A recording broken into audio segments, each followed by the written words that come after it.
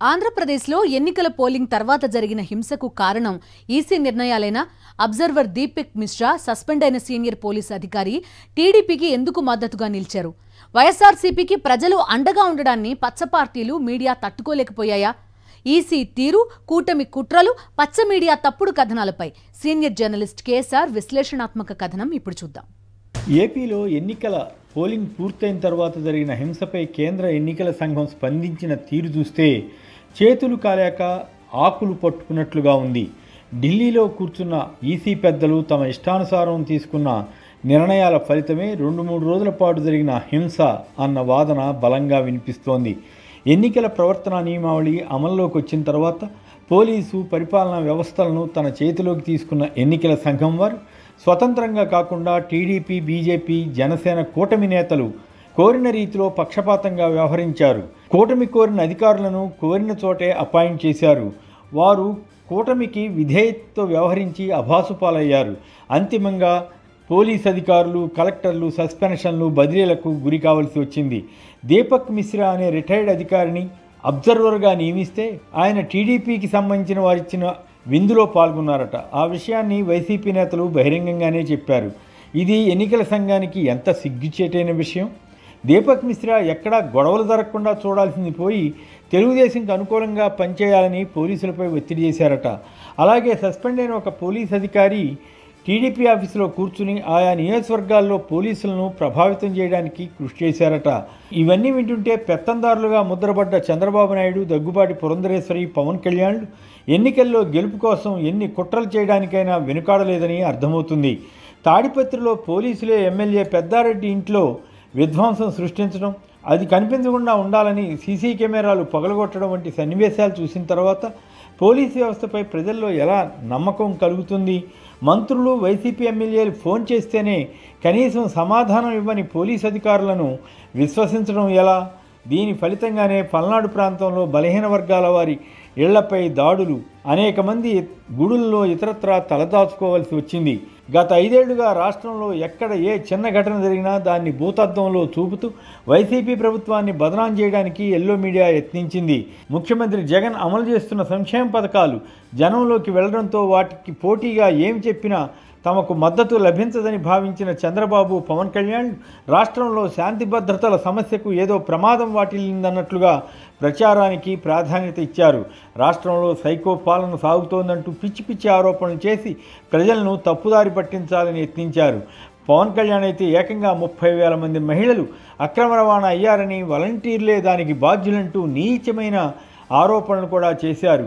నిప్పుకు వాయువు తోడైనట్లు రామోజీరావు, రాధాకృష్ణలు ఉన్నవి లేనివి కల్పించి గాలి వార్తలు రాసి ప్రజల్లో భయాందోళనలు సృష్టించడానికి యత్నించారు. అయినా ఎన్నికల సమయం వచ్చేసరికి వీరు మరింత రెచ్చిపోయారు. ప్రభుత్వ పరంగా లేదా వైసీపీ పరంగా ఏమైనా తప్పులుంటే చెప్పవచ్చు, కానీ వైసీపీని ఓడించకపోతే తమకు పుట్టగతులు ఉండవన్నట్లుగా వీరు ప్రవర్తించారు. ఏపీలో 1% ఓట్లు కూడా లేని బీజేపీతో పొత్తుకు ఎందుకు తహతహలాడుతున్నారన్న దానిపై అప్పుడే అంతా ఊహించారు.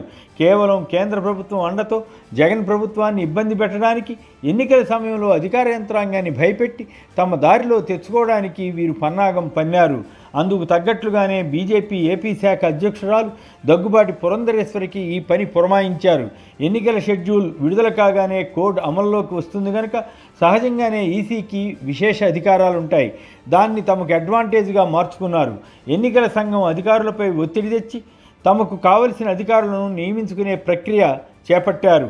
పురంధరేశ్వరి ఏకంగా 22 మంది అధికారుల జాబితానిచ్చి వారందరినీ తొలగించి తాము సూచించిన వారిని నియమించాలని కోరడం సంచలనమైంది. బహుశా దేశ చరిత్రలో ఇంతటి ఘోరమైన లేఖ ఎవరూ రాసి ఉండరు. అలా ఉత్తరం రాసినందుకు సంబంధిత రాజకీయ నేతను మందలించవలసిన ఎన్నికల సంఘం ఆమె కోరిన చందంగానే అధికారులను బదిలీ చేసింది. పోలింగ్ నాడు బలహీన వర్గాలు పెద్ద ఎత్తున తరలి రావడంతో టీడీపీ వర్గాలు ఆందోళన చెందాయి. కొంత ఫ్యాక్షన్ చరిత్ర ఉన్న పల్నాడు వంటి ప్రాంతాల్లో పరిస్థితిని తమకు అనుకూలంగా మార్చుకోవడానికి టీడీపీ కూటమి నేతలు ప్రయత్నించారు. అందువల్లే వైసీపీ నేతలు ఫిర్యాదు చేసినా పోలీసులు పెద్దగా పట్టించుకోలేదట. లేదా బాగా ఆలస్యంగా స్పందించారట. అయినా ఆ రోజు చాలా వరకు ప్రశాంతంగా ముగిసింది. తదుపరి పరిస్థితిని సమీక్షించుకున్న టీడీపీ కేడర్ ఓటమి భయమో మరేదో కారణం కానీ ఒక్కసారిగా వైసీపీకి ఓట్లేశారనుకున్న వారిపై దాడులు చేశారు. మాచర్ల, గురజాల, నర్సరావుపేట, సత్తెనపల్లి, తాడిపత్రి, చంద్రగిరి మొదలైన చోట్ల వీరు నానా రభస సృష్టించారు. ఎన్నికల సంఘం పనిగట్టుకుని ఎక్కడైతే అధికారులను మార్చిందో, ఎక్కడైతే కొత్త వారిని నియమించిందో అక్కడే ఈ గొడవలు జరగడంతో కుట్ర ఏమిటో బోధపడింది. ప్రత్యేకించి కొన్ని గ్రామాల్లో దాడులు అమానుషంగా ఉన్నాయి.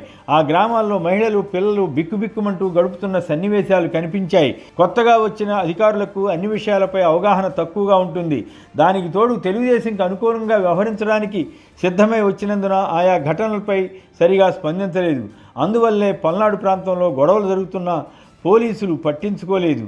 బూతుల స్వాధీనం వంటివి జరిగినా చూసి చూడనట్లు పోయారట. నిజానికి ఇంత తక్కువ వ్యవధిలో కొత్త అధికారులను నియమించినా ఉపయోగం ఉండదు. ఆ విషయం తెలిసి కూడా ఎన్నికల సంఘం ఇలా వ్యవహరించడం అంటే ఖచ్చితంగా కూటమి పెత్తందారులు చంద్రబాబు నాయుడు, దగ్గుపాటి పురంధరేశ్వరుల ఒత్తిడికి లొంగిందనే అర్థం. తాడిపత్రిలో ఏ స్థాయికి గొడవలు వెళ్ళాయంటే వైసీపీ ఎమ్మెల్యే పెద్దారెడ్డి ఇంటిపై టీడీపీ జెండా ఎగురువేసే యత్నం వరకు అట. ఇది మంచిది కాదు. ఇప్పుడు ఏపీ చీఫ్ సెక్రటరీని, డీజీపీని పిలిచి వివరణ కోరినా ఏమి ప్రయోజనం ఉంటుంది?